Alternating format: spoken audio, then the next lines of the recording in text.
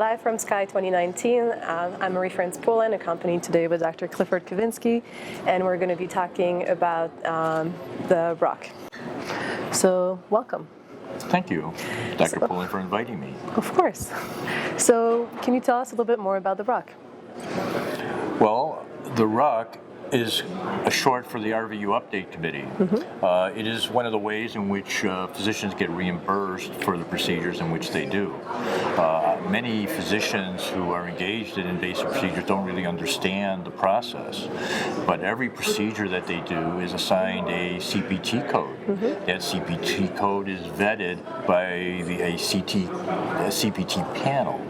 Once the CPT panel approves a code, then it goes to the RVU Update Committee for valuation.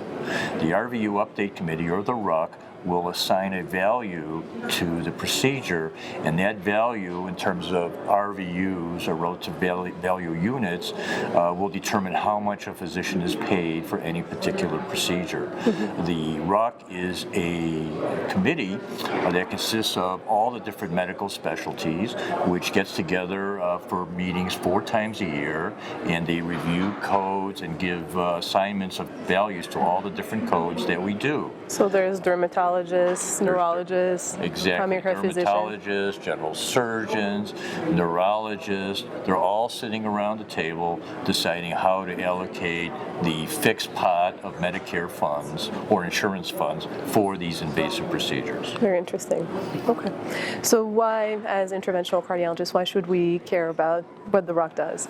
Well, if you want to be paid for the procedures in which you do, then I think every, not just cardiologist, any physician who does invasive procedures should care very much about the RUC, because they are the committee that determines how much they are going to be paid for the procedures that they do. Can you tell us a little bit more about the TAVR codes that were recently discussed at the RUC? So as I said, every invasive procedure that a cardiologist or a structural proceduralist does is given a value by the RUC. When TAVR first got FDA approval in 2012, there were a family of 6 codes which are generated that encompassed transfemoral or central aortic, transapical, and so on. So they were given a set of values in 2012, but because it was new technology, there was no comparison to be made.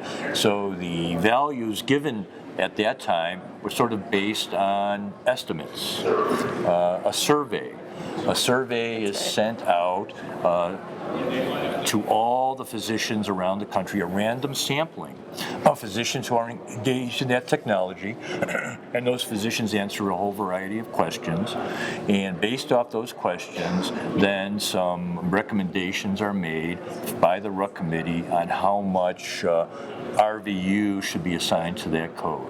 Well, that happened in 2012, but then because it's new technology, Medicare targeted these family of codes for revaluation just last year. So we completed a revaluation process, and currently Medicare is considering the values to assign to this family of codes, but my experience has told me that generally speaking, when Medicare revalues the code, that they're going to come back with a lower number than was originally assigned 7 years ago.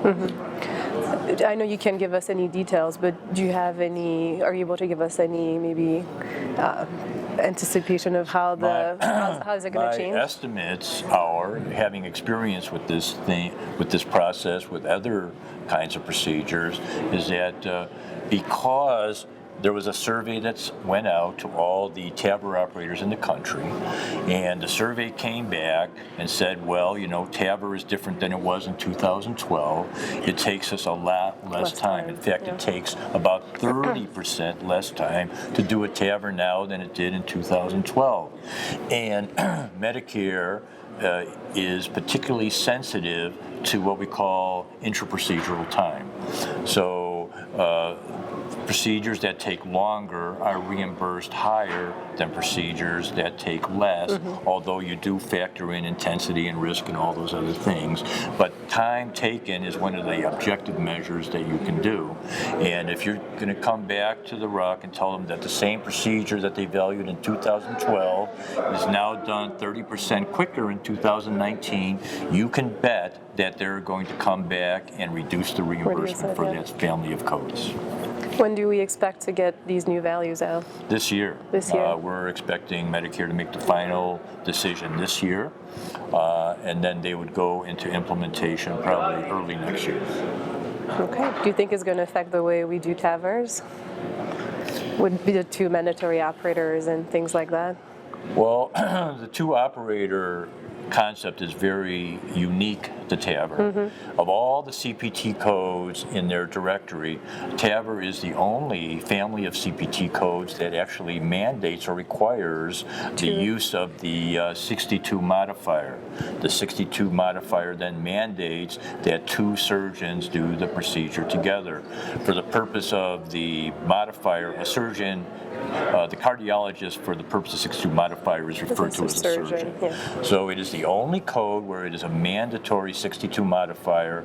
It mandates that two operators, a surgeon and a cardiologist, do the procedure together, and they are reimbursed at 62.5% of the value of the code. Yeah. So that's how it works. There's a lot of people who are unhappy about that, Medicare in particular, since it's the only code that has a mandatory 62 modifier. I think long term, they would like to see this go away. All right. Well, very interesting discussion. Thank you very much for joining us, and stay tuned for more updates from SCAI 2019.